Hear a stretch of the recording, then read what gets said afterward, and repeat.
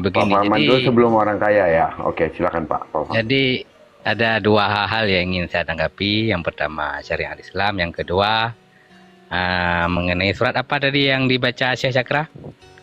Surat Surah 13, Al-A'raf. surat 13 ayat 11. Oke. Jadi begini. Secara diksi, secara bahasa, syariat itu artinya sebuah undang-undang. Construction. Konstitusi ya, bukan construction. Sebuah konstitusi. Jadi konstitusi ini kalau di masa Musa dinamakan dengan Ten Amendment. Kan ada itu. Nah, adapun Islam sendiri adalah akar katanya dari alam juga sebenarnya. Alif Lam Mim. Kan ada itu, saudara buka-buka apa namanya? Apa itu buku yang sering dibaca-baca itu? Itu kalimat pertama itu alif lam mim alam. Cuma ada penambahan satu lagi sin. Islam. Jadi Islam itu alif, sin, lam dan min. Semesta. Jadi Islam itu sebenarnya semesta ini, semesta besar. Lalu ketika kita menggabungkan dua diksi ini antara konstitusi dan Islam, maka muncullah 5 perkara. Jadi kalau dirawi ke terlalu jauh tentang radikal, ya nggak nyambung, Cuk. Kenapa nggak nyambung? Karena konstruksi konstitusi Islam itu sendiri cuma 5 pilar. Coba saya baca. Pilar pertama ada salat. Yang kedua ada puasa. Yang ketiga ada zakat. Yang keempat ada haji. Oke? Itu sepakat kan? Jadi kalau konstitusi itu dilakukan dengan luar biasa, insya Allah rahmatan lil alamin. Lalu kenapa hari-hari ini selalu dikaitkan dengan buah ini, buah itu yang tidak ada hubungannya dengan konstitusi Islam? Persoalan orang bunuh orang itu tidak ada urusan dengan Islam. Itu karena sifat manusia yang binatang. Kan begitu. Semua manusia ini dasarnya adalah mamalia kan. Maka Islam ini hadir dengan 5 unsur itu. Untuk memperbaiki semesta ini. Lalu apa yang salah, saudaraku? Tidak ada yang salah. Jadi yang ingin saya kabarkan, tidak ada urusan cara orang bunuh orang itu dengan Islam nggak ada urusan. Karena Islam itu adalah nilai-nilai. Bukan orangnya, bukan ininya, bukan itunya. Jadi ketika oknum melakukan kesalahan, kenapa disalahkan Islam? Kan nggak nyambung.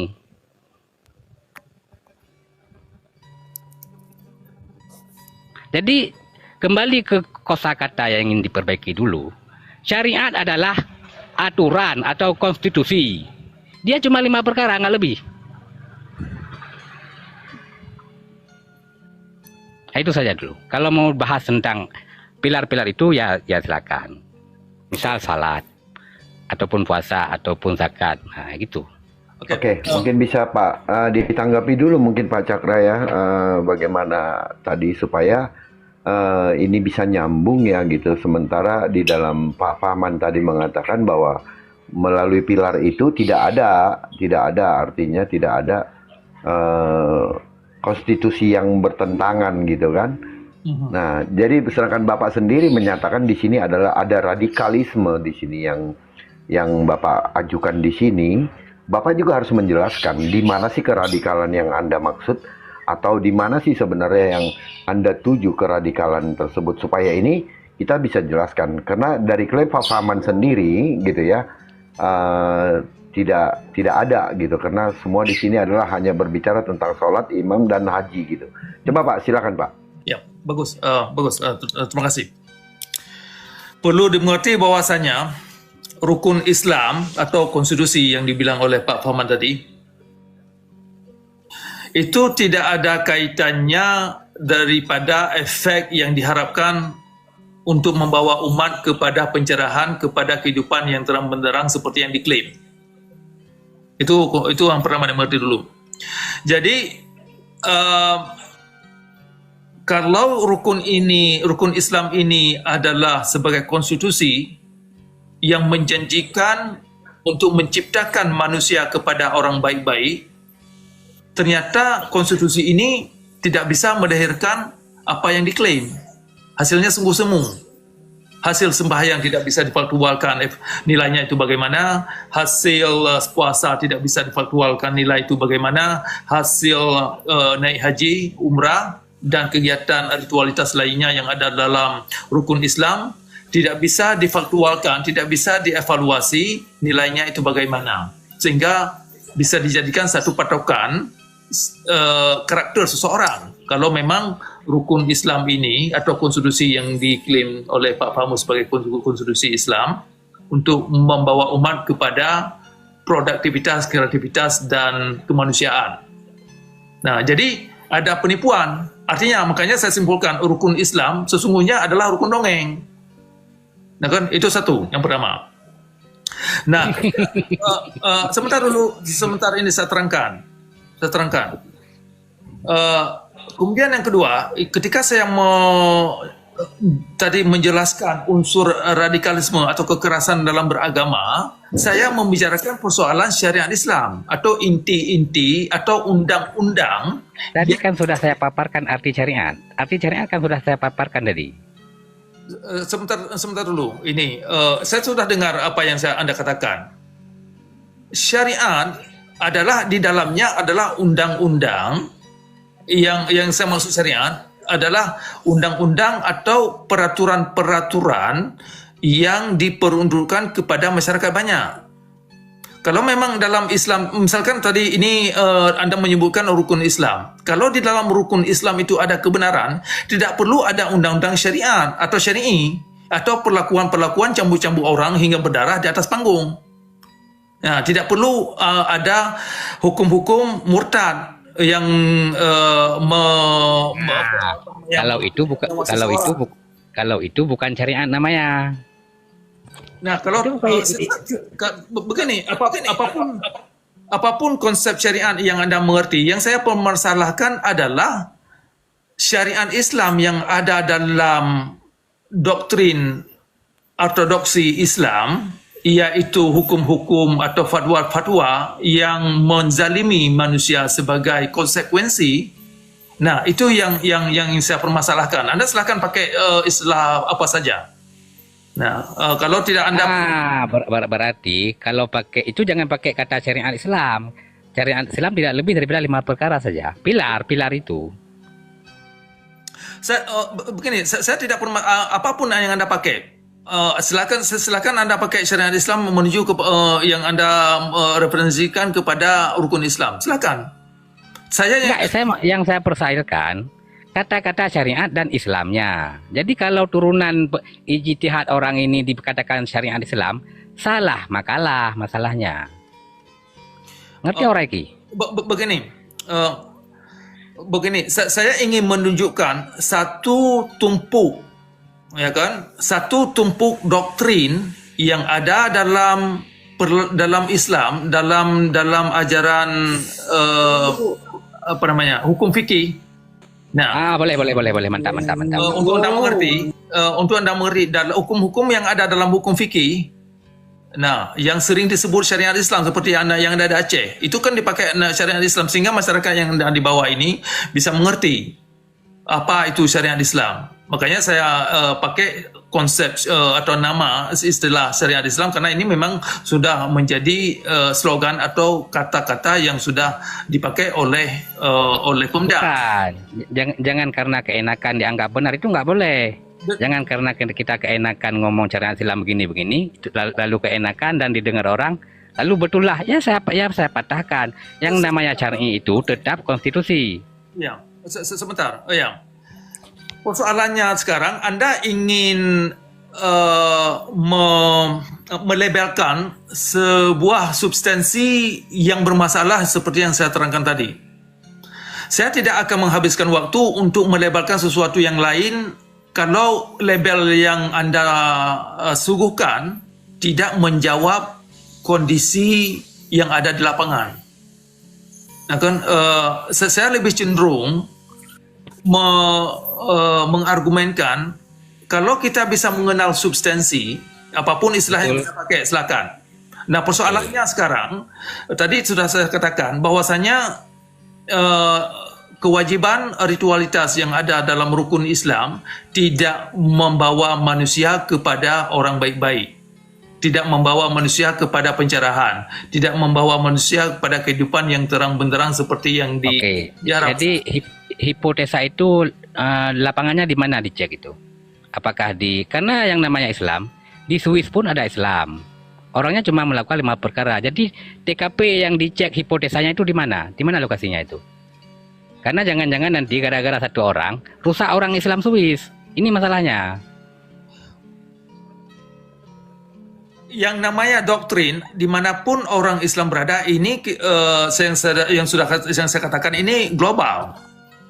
Kalau global, jadi pembuktiannya itu di daerah mana? Apakah di Alaska, di Chicago, gimana itu? Oke, baik. Pembuktian itu di mana Anda berada. Saya lahir di Aceh. Pembuktian itu ada di Aceh karena saya sudah lihat, saya sudah mengalami. Kemudian ketika saya keluar dari Aceh, saya melihat pembuktian itu. Saya ada di Amerika, saya lihat perangai-perangai dan sikap-sikap yang demikian. Kemudian waktu saya ke Eropa, saya lihat. Nah, lalu yang salah siapa itu? Yang perlu Anda akui bahwasanya sikap yang diambil orang Islam atas nama ajaran Islam, maka ada kaitannya dengan kitab yang mereka pegang. Bisa dimengerti nih? Kitab yang kami pegang rukunnya cuma 5. Begini Pak, kalau Anda katakan rukunnya ada 5, cuma hanya 5, tadi yang 5 itu juga bermasalah. Walaupun tidak begitu berbahaya, tetapi ada penipuan dan ada mengandung dongeng di dalamnya. Nah, kalau itu boleh kita diskusikan. Ya, jadi yang berbahaya di situ dalam Islam ada aturan yang mengancam orang lain. Misalkan kalau di Aceh, aturan yang dalam 5 pokok itu, dalam 5 pokok pilar itu tidak ada ancaman. Loh, kenapa lari lagi ke situ ke situ? Tunggu dulu Pak. Begini Pak Fahman. Topik yang saya angkat di sini untuk Anda mengerti, saya tidak akan menghabiskan waktu kepada topik yang Anda ingin sarankan. Nampaknya Anda ingin mengajak saya ini berbicara tentang tidak ada masalah persoalan rukun Islam. Saya sudah katakan rukun Islam itu sendiri bermasalah. Kalau itu mantap kita diskusikan. Sebentar. Tetapi yang mana ya? Dari 5 perkara itu yang mana yang bermasalah? Itu mantap itu. Oke, sebentar. Nah, sudah panjang lebar video-video di YouTube bisa saya ulang nanti kenapa rukun Islam itu bermasalah. Tetapi topik pada kali ini bukan hanya itu, bukan hanya rukun Islam. Topik yang saya fokuskan di sini untuk mengajak pendengar untuk bisa menganalisa psikologi atau sumber yang mengacu umat kepada kezaliman dalam beragama, termasuk tokoh agama, ulama, tunggu daya atau para guru-guru agama, ustaz. Nah, kalau kita ingin jujur menemukan usul asal sebab akibat yang membuat mereka ganas, beringas dalam beragama, itu ada kaitannya dengan ajaran atau doktrin yang mereka pegang. Tidak ada, saudaraku. Nah, begini, sebelum Anda sanggah, silakan pelajari kitab fikih, silakan pelajari kitab hadis Al-Bukhari dan Sahih Muslim dan para perawi-rawinya. Silakan baca para pendapat-pendapat mazhab persoalan syariat. Silakan baca dulu itu. Jangan Anda, karena mereka yang di bawah ini juga mahasiswa. Ada mereka juga bisa membaca sendiri, dan malah di sini ada masyarakat yang di luar agama Islam juga bisa mempelajari. Nah, jadi kalau Anda sanggah demikian, ini membuat apa namanya, tidak jujur dalam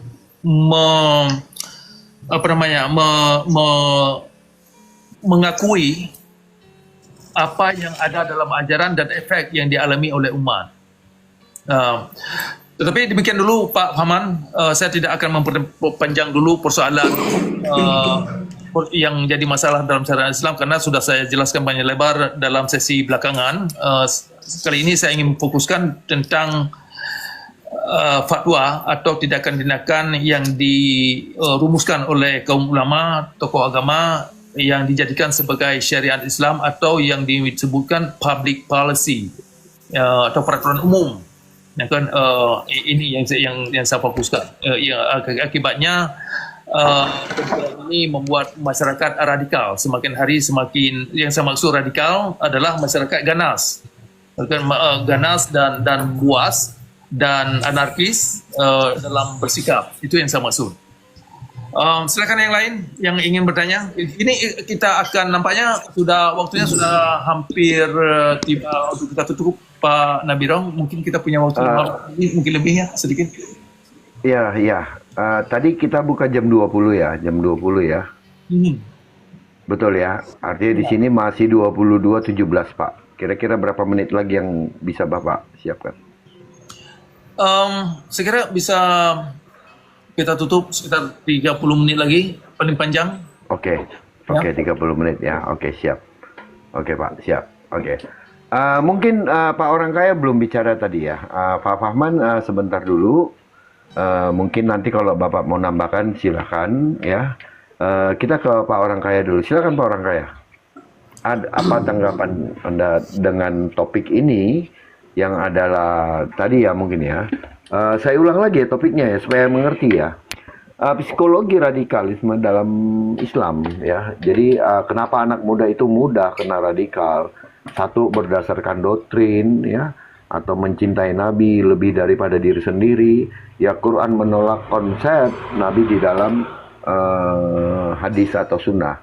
Nah ini yang perlu kita ulas ya Pak ya. Jadi jangan lari dulu kemana-mana. Saya dari tadi lihat mulai lari kita tadi Pak. Oke, silakan Pak Orang Kaya, silakan. Oke, baik ya. Selamat malam teman-temanku, selamat malam Brother Cakra dan Bang Nabirong, kepada teman-teman yang lain yang menyimak di bawah ya. Waalaikumsalam. Ada 6 poin penting yang telah saya catat berdasarkan narasi ataupun penyampaian yang telah disampaikan oleh Brother Cakra ya, terkait judul yang telah disampaikan oleh Nabirong tadi. Maka saya ingin mengklarifikasi ataupun ingin menyampaikan beberapa poin penting. Di sini ada 6 ya. Bismillahirrahmanirrahim. Yang pertama saya ingin membuat sebuah pertanyaan besar. Pertanyaannya begini: apakah nilai suatu agama ditimbang dari perilaku sebahagian pengikutnya atau dari ajaran pokoknya? Ini tidak perlu dijawab. Jika kita menilai Islam berdasarkan perilaku sebagian umatnya, kan ini narasi yang berkembang dari tadi ya. Jika kita menilai Islam berdasarkan perilaku sebagian umatnya, apakah adil kalau seandainya saya mengatakan Kristen itu dinilai dari inkuisisi dan perang salib, Hindu itu dinilai dari praktek kasta yang menindas kaum Dalit, Buddha dinilai dari pembantaian oleh biksu ekstrim di Myanmar, yang selanjutnya ateis dinilai dari Stalin, Mao Zedong dan Pol Pot. Jadi apakah Brother Cakra mau agama dinilai dari ajarannya atau dari segelintir pengikut yang menyimpang?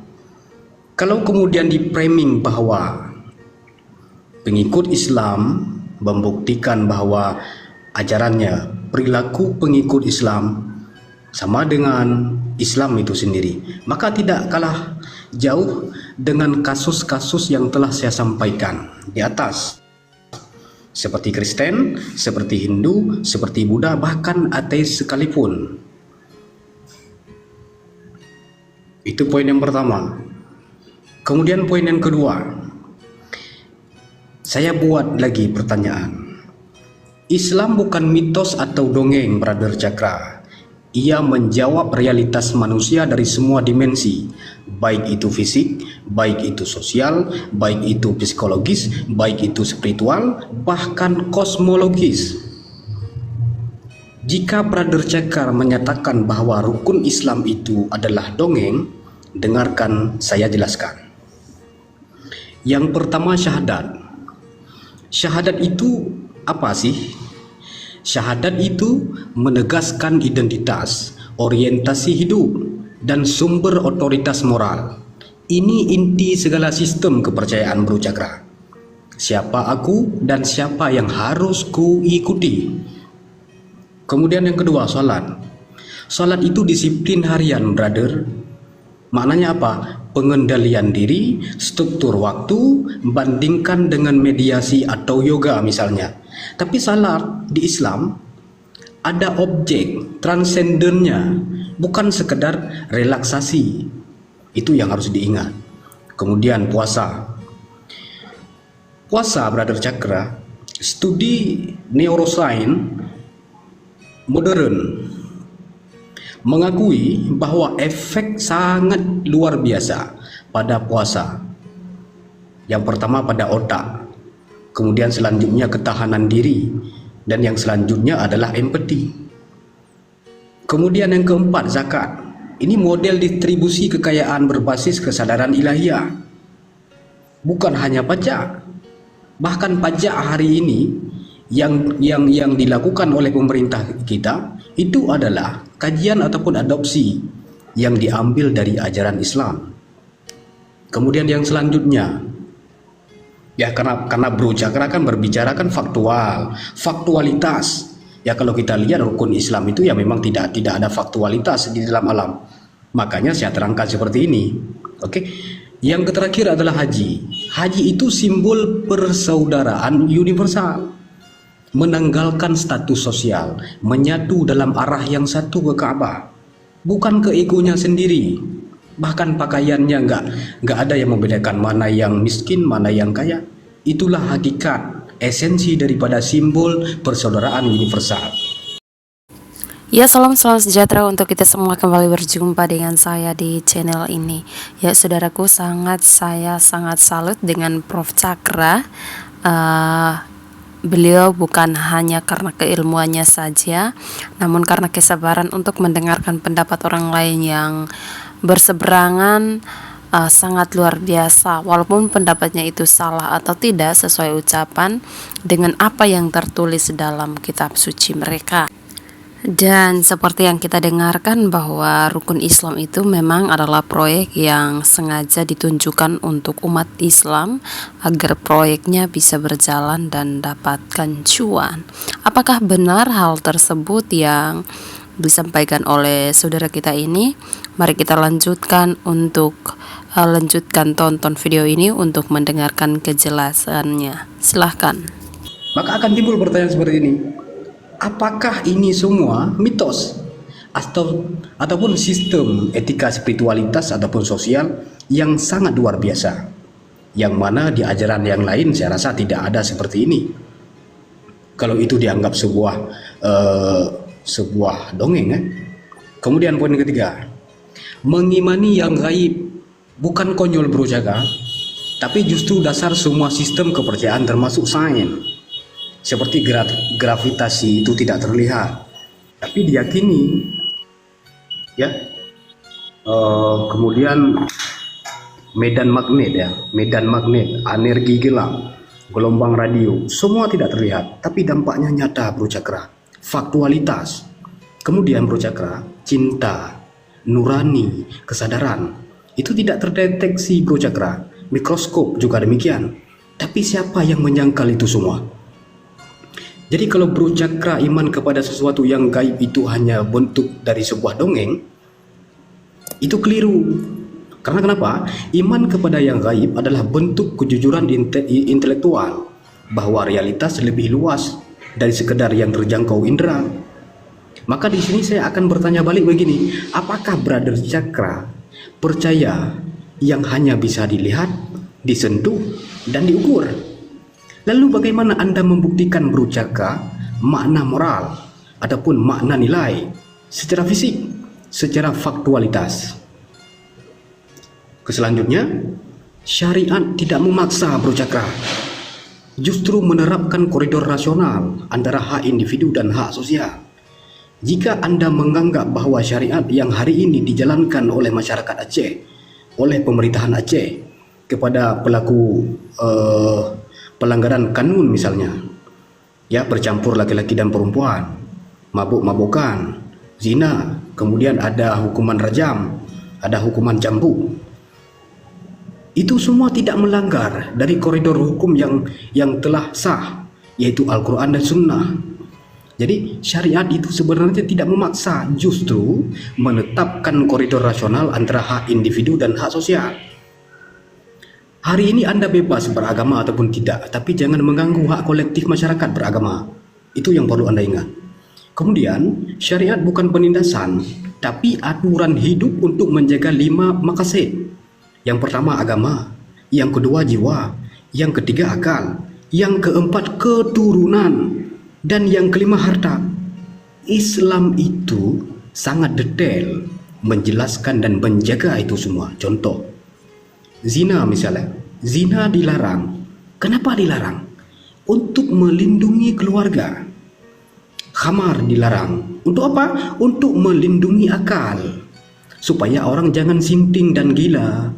Kemudian mencuri dihukum misalnya, ya, dihukum, dirajam seperti di Aceh. Itu apa fungsinya? Untuk menjaga hak orang sehingga tidak terzalimi, tidak dianiaya. Nah, pertanyaan balik begini, jika ada aturan, apakah manusia otomatis jadi baik? Mengapa negara sekuler, ya, tetap punya hukum? Negara sekuler, tidak perlulah saya sebutkan negara apa itu, tapi mereka juga menerapkan hukum, bro, brother. Karena tanpa batas, manusia akan kembali ke hukum rimba. Siapa yang kuat, ia yang berkuasa, ya, maka yang lemah akan ditindas selama-lama. Maka Islam hadir mengatur itu semua. Oke. Kemudian satu lagi boleh? Boleh ya? Satu lagi terakhir ya. Kesimpulan terakhir, Islamlah satu-satunya agama yang besar yang konsisten mendidik manusia untuk tidak menuhankan Nabi, misal seperti judul yang Anda buat, Allah vs Nabi, ataupun menuhankan pemimpin misalnya, ataupun menahankan benda misalnya, ataupun untuk menahankan hewan-hewan misalnya seperti orang di India sana. Islam mengajarkan Tuhan tidak dilahirkan dan tidak melahirkan, tidak bisa digambarkan, tidak perlu juru selamat untuk mengganti sang Tuhan itu sendiri. Jadi kesimpulan saya begini, jika Anda menolak Islam karena perilaku sebagian umat Brother Cakra, sama saja Anda menolak ilmu. Karena kenapa? Karena sebagian ilmuwan itu korup. Banyak cabang ilmu yang para penganutnya itu adalah korup. Jika Anda menolak syariat karena dianggap memberatkan, maka Brother Cakra, Anda boleh memahami bahwa kebebasan tanpa batas bukanlah kebebasan, melainkan sebuah bencana, brother. Terima kasih, sekian. Wabillahi taufiq wal hidayah. Assalamualaikum warahmatullahi wabarakatuh. Oke, baik, terima kasih banyak poin yang diangkat oleh Bapak Orang Kaya tadi. Ingin saya tanggapi di antara poin antara ajaran dengan hasil yang dikeluarkan oleh umat. Nah, kalau kita mau jujur, ada dua pendekatan untuk kita bisa evaluasi duduk perkara sebuah permasalahan. Misalkan, kalau kita lihat hasil daripada karakter seseorang yang bermasalah, itu bisa kita telusuri kalau ada hal-hal yang ada di dalam pikiran dia itu yang membentuk seseorang ini bertindak sedemikian rupa. Bagaimana bentuk, apapun bentuknya. Nah, di dalam alam, saya tadi sudah katakan, sesuatu yang ditanam dalam pikiran itu akan keluar. Akan keluar. Walaupun kita ada manusia yang mencoba meredamkan, tetapi tidak bisa disembunyikan. Nah, kenapa antara sebab akibat? Kalau dalam bahasa teknologi itu ada istilah garbage in, garbage out. Nah, kenapa saya kaitkan dengan ajaran? Untuk kita bisa ketahui, kalau misalkan ini saya kasih contoh analogi, seorang sopir mengendarai mobil dari poin A ke poin B. Nah, menurut peta, setiap dia mengendarai poin A, ternyata bukan tibanya kepada poin B, seperti yang diklaim. Setiap pengendara mobil ini, ketika mobil ini dikendarain, tibanya ke poin berarti perlu kita pertanyakan, bukan sopirnya yang masalah. Karena sudah banyak manusia mencoba mobil ini. Setiap manusia ini mengendarai mobil tersebut dari poin A diklaim agar tiba kepada poin B, ternyata tibanya bukan ke situ, malah kepada daerah-daerah yang bertolak belakang daripada yang diharapkan. Misalkan poin B dikatakan kota Aswatun Hasanah, kepada kota yang indah, kepada kota yang rahmatan lil alamin, kepada kota yang begitu sejahtera. Ya, ternyata dalam kenyataan setiap pengemudi-mobil ini membawa mereka kepada kota-kota zalim, kondisi-kondisi yang tidak manusiawi dalam beragama, perangai-perangai masyarakat yang sungguh ngeri, seram. Nah, timbul pertanyaan. Sebentar, Bro Cakra. Sebentar begini. Sebentar. Begini sebentar. Sebentar, Bro Cakra. Enggak lama kok. Enggak lama, 15 detik ya. Kalau Anda dari pertama buka room sampai dengan Anda ingin menutup room, asik membahas perilaku penganut ajaran, Anda jangan menutup mata sebelah sehingga penampakannya terlihat jelas.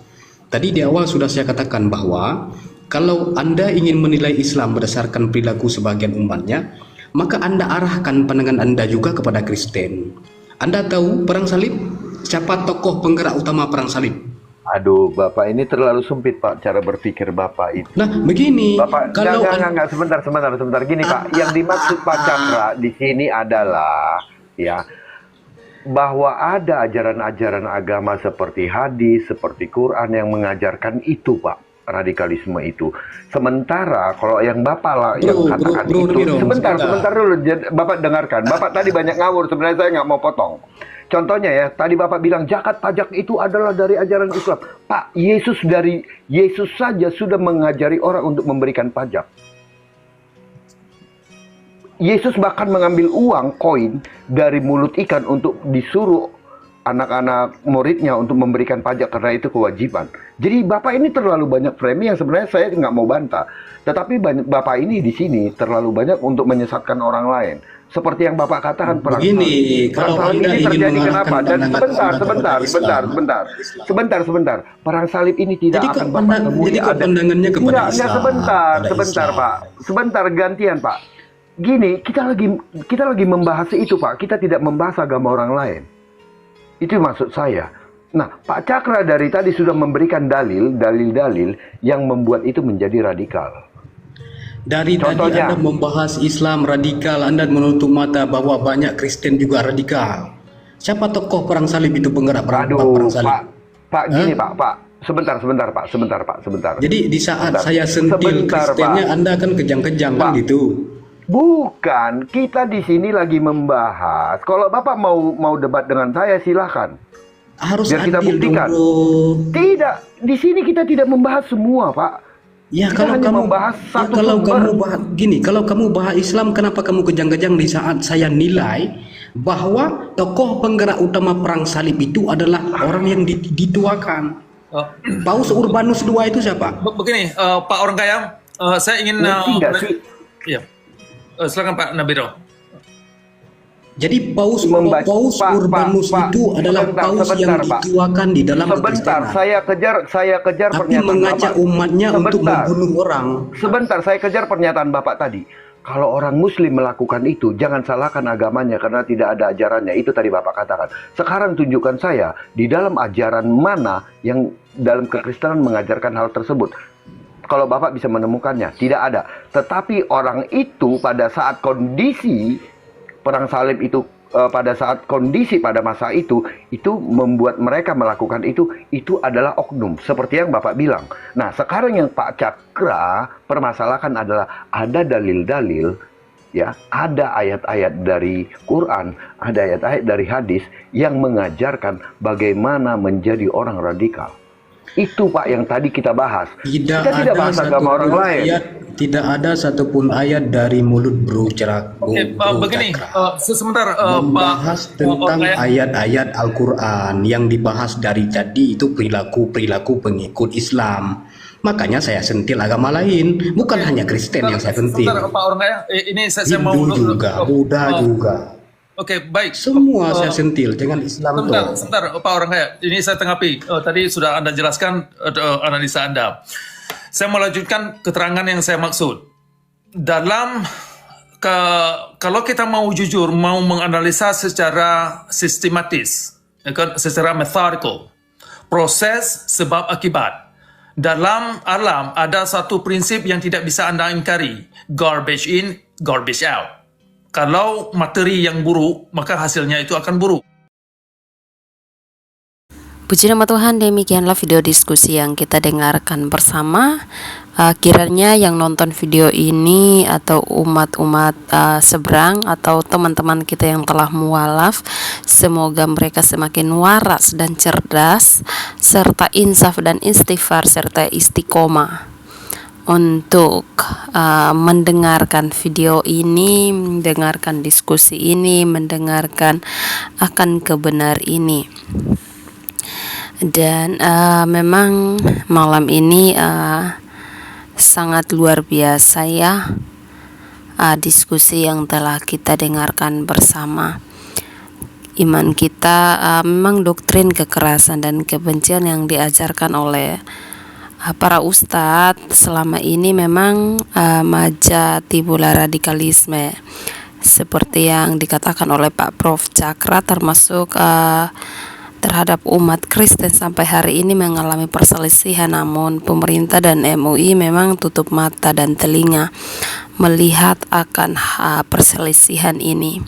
Semoga Pak Cakra terus diberi kesehatan, diberkati oleh Tuhan, dan memang doktrinasi agama dalam Islam memang sudah terlalu over dan sulit untuk mengubah mindset mereka. Oleh sebab itu kita tetap doakan mereka agar biarkan Roh Kudus yang menggerakkan akan hati mereka. Dan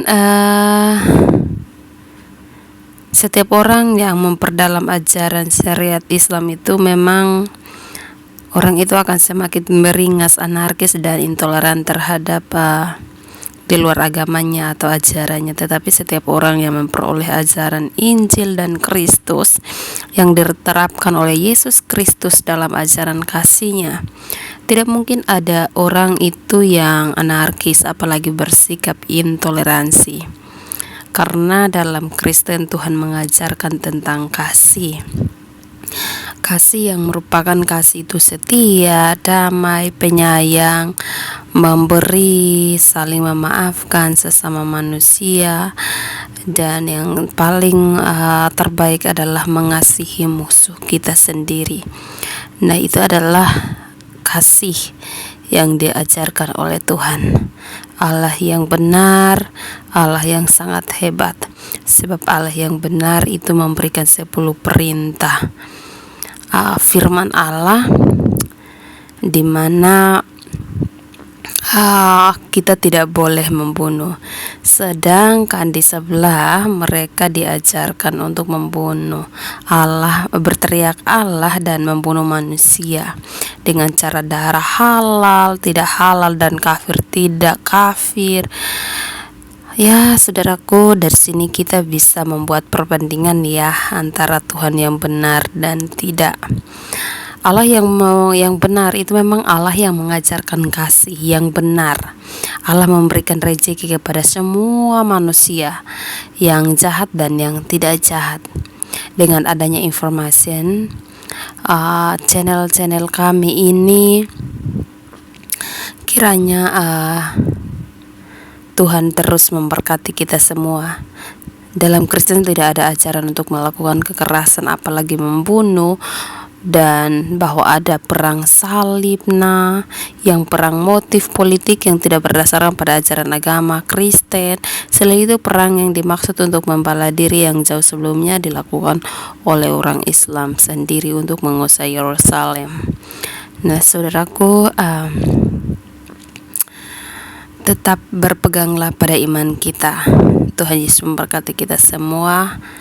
Dan jangan lupa like, komen, subscribe, dan juga share ya, biar banyak teman kita yang percaya kepada Kristus. Sekali lagi terima kasih. Dan tidak lupa juga saya menyampaikan, mari kita doakan Indonesia kita yang sedang tidak baik-baik saja, dimana sekarang ini lagi panas-panasnya masyarakat mendemo di mana-mana.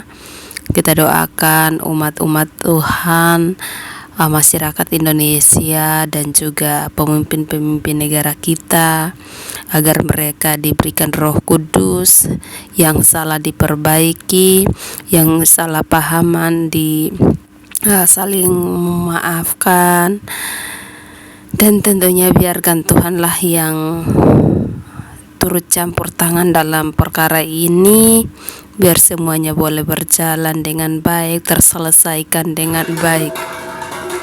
Ya, saudaraku, sekali lagi terima kasih buat semuanya, dan salam, sampai jumpa. Tidak bisa